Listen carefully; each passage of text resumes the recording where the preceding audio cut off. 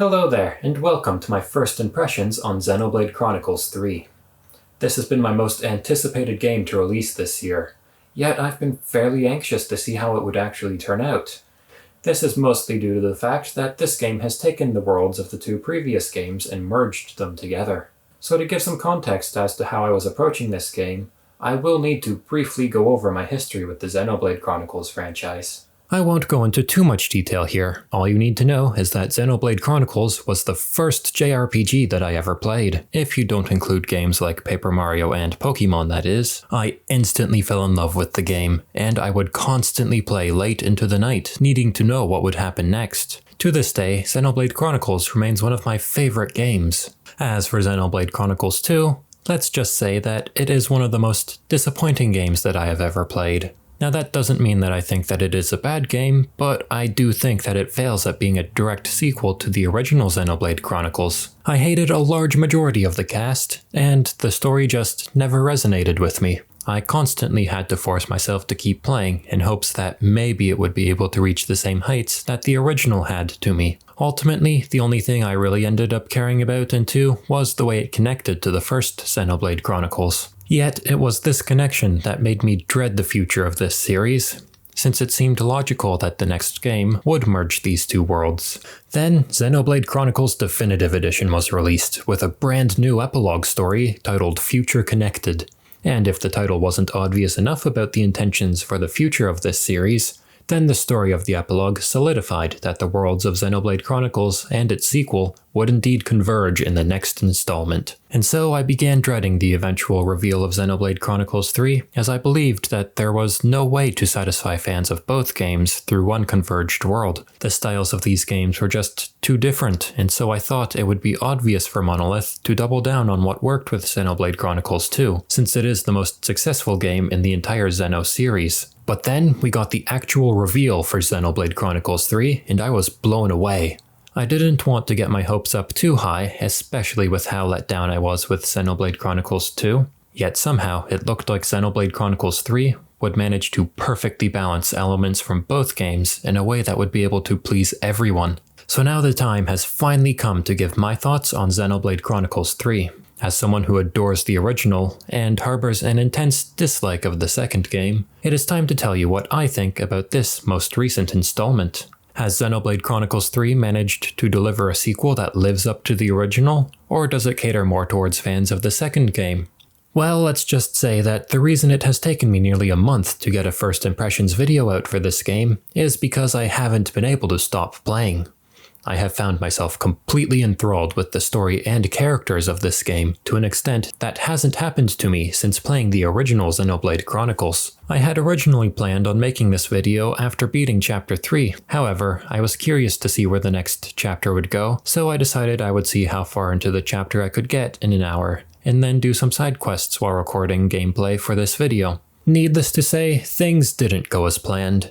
Once I saw where the chapter was heading, I needed to see what would happen next, and so I just kept going. While my mission of setting out to record gameplay began at 2 o'clock in the afternoon, Chapter 4 completely ensnared my attention, and by the time I finished it, it was already 1 a.m. I had completely lost all sense of time, and thought that only a few hours had passed, not the entire day. So anyways, I am now at the beginning of Chapter 6, and I have decided that I need to record this video before I accidentally finish the game. And of course, I will keep this as spoiler-free as possible. I'll start with the story and characters, since that is what worried me the most about this game. Though, as you are aware, I love this story so far. I would say that the story has managed to perfectly blend the elements of both the original and Xenoblade Chronicles 2 in order to create an enthralling narrative. In terms of tone and story structure, I would say that it has more in common with the first game. The story is fairly serious and lacks a lot of the lightheartedness and awkward attempts at humor that were present throughout 2.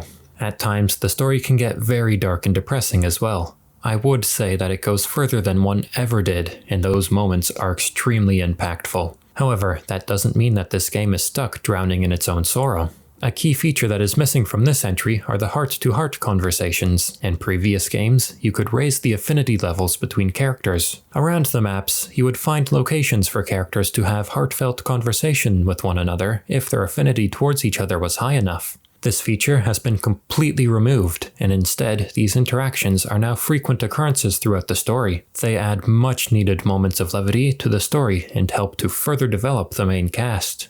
What this game inherits from Xenoblade Chronicles 2 are its themes. This game attempts to dive deeper into the themes explored in the previous entry. If you have seen the trailers for this game, then you know that it is set in a world of strife where the worlds of 1 and 2 have merged and are at war with one another. As such, the game explores complicated subjects, such as what it means to be alive, the importance of memories, and the existential dread of the end. Anyone who has played the second game will likely notice that the themes presented in this game are an evolution of those explored through the Blades in 2. Surprisingly, while this game takes heavy inspiration from the stories of its predecessors, it is largely disconnected from them. A large part of this has to do with this game presumably taking place a very long time after the events of the previous games. While I'm still not sure how far in the future this story is set, it seems as though the events and characters of previous games have all been forgotten. As such, I would say that if you have never played a Xenoblade game before, you could start here and still be able to understand and enjoy the story. What helps this entry appeal to newcomers is that the main cast of characters have no idea that they are in a Xenoblade game. What I mean by this is that you know how in Marvel movies everyone knows about superheroes? Like, you could be watching Ant-Man and they would suddenly reference someone like Iron Man and Captain America, or events from previous movies because it's just one big interconnected world? Well, Xenoblade 3 is like the complete opposite of that. The main characters have no idea who Shulk or Rex are. They don't know about the Minato or the Aegis. They have no idea that the queens of their 2 nations were playable characters from previous games. This allows newcomers to see this world in the same light as the main characters, while anyone who has played the previous games may struggle to take this world at face value. This also means that the game avoids relying on fan service for its big moments. There are subtle hints of it sprinkled throughout the game, but nothing that impacts the story as of now. So if you are worried that this entry would just be constant callbacks to the previous games, then you can be assured that this game definitely has an identity of its own that helps it stand out from the other Xenoblade games. Unfortunately, not everything about the story is perfect, and there are 2 things so far that I'm not the biggest fan of. The first issue really isn't a problem with the story, but how the game was marketed. The first few chapters taken on their own are really great, but if you have seen any of the trailers, then you likely know everything that will happen in them. The first chapter is the worst for this, since for the first 2 or so hours you will likely have a checklist of what you have seen in the trailers and be able to go through it and know exactly how the first chapter will play out. Chapters 2 and 3 are affected by this to a lesser extent, but I still felt like I had a decent idea of the direction they would go in from the trailers alone. It took until chapter 4 before I truly had no idea what to expect from the story. And that was only from what was revealed in the first 2 trailers, since after those I stopped following any information about the game to avoid spoilers. So if you watched the Xenoblade Direct, then more of the game may have been spoiled there as well. As for my second issue with the story so far, I feel like this is the game's greatest weakness, and it has to do with the villains. I think that the characterization of the villains in general has been very poor. It feels like every villain is trying to be like either Metalface or Zord from Xenoblade Chronicles. On top of that, they all have very similar designs and a terrible naming scheme, which to me has resulted in the villains all just kind of feeling the same. Don't get me wrong, there are definitely some standouts who have a greater depth to their character, but most of the other villains could be interchangeable. On top of that, some of the side quests really diminish the impact that the villains have. It makes them come off as weaker than the story portrays them as, while also resulting in a lot of the quests feeling similar to one another. This is made up for by the main cast of characters, who are easily the best part of the game. This is perhaps the best cast of characters in any Xenoblade game. Every one of the 6 playable characters feels like a main character. I was actually taken aback by this at first, since with the previous Xenoblade games, it's always the boy with the special red sword who is the most important character. Yet that isn't the case here with Noah. I was surprised by how Noah didn't feel like the main character. Instead, every one of the other playable characters has been written as if they could be the main character. They each have their own goals and motivations, as well as flaws that are developed throughout the journey. As a result of this, every member of the party feels like a vital member, instead of just being there to support the special hero who wields the red sword. Even the characters who I thought I wouldn't like, such as Taion, have managed to leave a positive impression on me. These characters work amazingly well together and bounce off of each other's strengths and weaknesses in very natural ways. The way that they open up to and support each other throughout their journey feels believable and adds a sense of realness to these characters that a lot of stories are never able to capture. I could keep going on about how great these characters are, but I think that it is time to move on to the presentation of this game. I am shocked that they managed to get this game running on the Switch and have it look as great as it does. This is easily the most impressive game that I have seen running on the Switch, although it definitely has me wishing for a Switch Pro to release so that this game could run better. It is far more noticeable in this game compared to the previous ones when an enemy switches over to their low poly model and low frame rate animations. Luckily, this game does a great job at loading the map though, so you don't really have large environmental objects randomly popping in around you. This maintains the immersion of exploring the world, and there is truly a staggering amount to explore.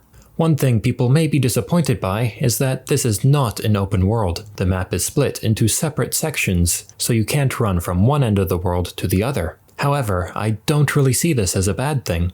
Each area is already ridiculously large, and if you compare it to the previous Xenoblade games, I would estimate that each area in 3 is roughly the size of 2 or 3 areas from the first or second game. Each area has multiple biomes to explore, allowing you to get lost for countless hours in any one of these areas. Yet, if all you care about is the story, then there is very little chance of getting lost, since the areas are designed to be extremely linear if you only follow the story path.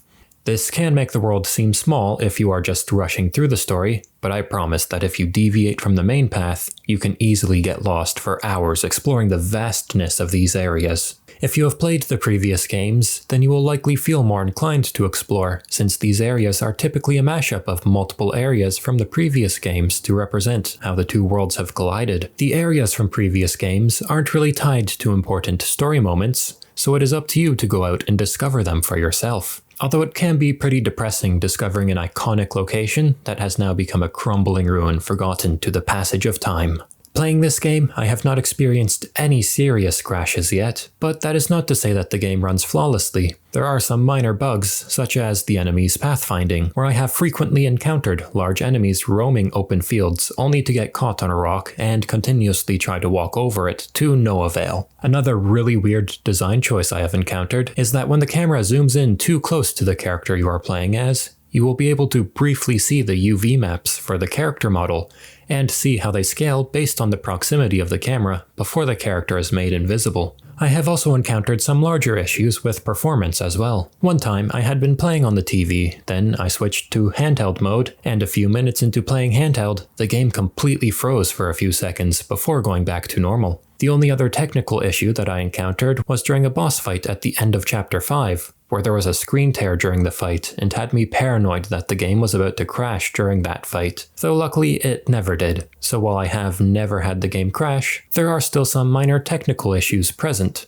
Moving over to the music, I think that this might be the most controversial take I have on this game, which is to say that I think this game has the worst soundtrack of the trilogy. I am by no means trying to say that the soundtrack is bad. In fact, I think in many aspects, this game has the best soundtrack of the Xenoblade games, especially when it comes to the battle and cutscene music. Unfortunately, where the soundtrack really falters is in its area themes. These themes don't sound bad, but they lack that Xenoblade punch that so many iconic area themes in the series have. I have been playing for over 40 hours, and not once have I entered a new area and just been stunned by the intense magnitude of the music. Rather, the direction this game goes with for its area themes serve to complement the area with an ambient soundscape that is appropriate for the area. So while I genuinely can't recall a single area theme from memory so far, I can definitely remember the feeling and sound that the music evoked for most areas. While this isn't a bad direction to take the music in, I can't help but feel disappointed that the music isn't more in line with what the previous entries had to offer. Now, it's all well and good if this game has a great story and amazing presentation, but all of that is wasted if the game isn't fun to play. So has this game learned from the mistakes of Xenoblade 2, or is it just as convoluted? I probably won't go too in-depth into the gameplay here, since there is just so much depth to it, but I do think that this game has the best gameplay in the series. If you have played either of the previous games, then combat will feel very familiar. This is because the combat for the characters is connected to which world they come from. A character from the Kavesi army will play like a Xenoblade 1 character, and someone from the Agnes army will play like a character from 2. Combat basically works the same way it has in all the previous games. Once you initiate combat, your character will perform auto attacks. You have access to stronger attacks called arts, which will deal more damage but need to cool down before being used again. On top of that, there is so much more depth to the combat now. You are able to change the class of the main characters to perfectly fit your playstyle. The new interlinking ability feels very powerful to use, although it can take some time to truly understand how it works. Gem crafting makes a return and is far more convenient to use. You can still cook meals for temporary combat buffs. This game also lets you switch between characters during combat, so you don't need to rely on the AI doing what you hope they'll do. Although, one minor inconvenience with the game is how targeting enemies works by default. Once an enemy is targeted, you will not be able to untarget them, and the target will just switch to the next closest enemy. This can be changed in the settings, but I ended up spending the first hour of the game stuck auto-targeting onto every enemy before realizing that the only way to untarget enemies is to change the way targeting works in the game settings. Other than that, if there is one major issue I have with the combat, it is with the chain attacks. These just feel way too powerful. This is balanced out at first by them not being explained too well. But once you figure out how to optimize a chain attack, you will be unstoppable. Where I am in the story now, it has gotten to the point that I can activate a chain attack when a boss still has 3/4 of their health and consistently defeat them in one chain attack. Plus, I don't really try to optimize my characters. I'm not trying to pick the best arts for each class, and will typically just go with the default. I haven't even touched cooking to get bonuses in battle. As for gear, I will only upgrade it if I hit a very difficult boss, which hasn't happened since the end of Chapter 3. So even with my very unoptimized playstyle, I am able to just steamroll through most boss encounters this game has to offer. I'm sure if you were trying to make the most powerful team possible, this game would be even easier than it already is. Another factor that could contribute to this is that leveling up is very easy. To give some context to how I play Xenoblade games, I typically will ignore most side quests and just rush through the story on my first playthrough. Every Xenoblade game before this, I would constantly be underleveled for the boss encounters, and have to grind levels to progress the story. That is not the case with Xenoblade Chronicles 3. I have hardly done any side activities, yet I still feel overleveled for the main story while playing on normal mode. The only boss that I have struggled with was at the end of Chapter 3, and everything since then has lacked any real challenge. I don't know if I'm finding it easier because I have played the previous entries and understand how combat works in this game,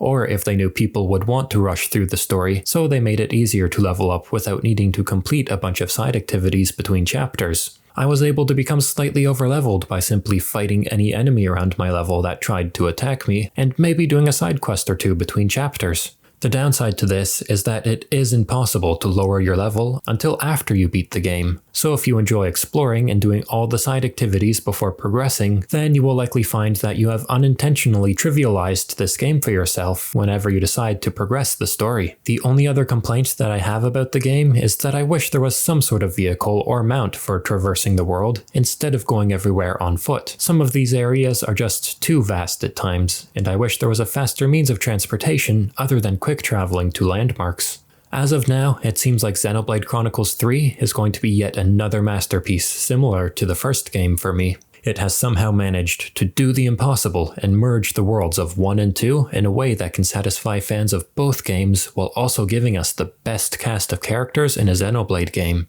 The world is massive with tons of hidden secrets to discover and an amazing soundtrack to accompany it. Then there are the refinements to gameplay, which has yielded the most engaging and approachable battle system in the series. But these have just been my first impressions on Xenoblade Chronicles 3. Now if you'll excuse me, I really need to get back to finishing this game so that I can finally stop having to worry about being spoiled.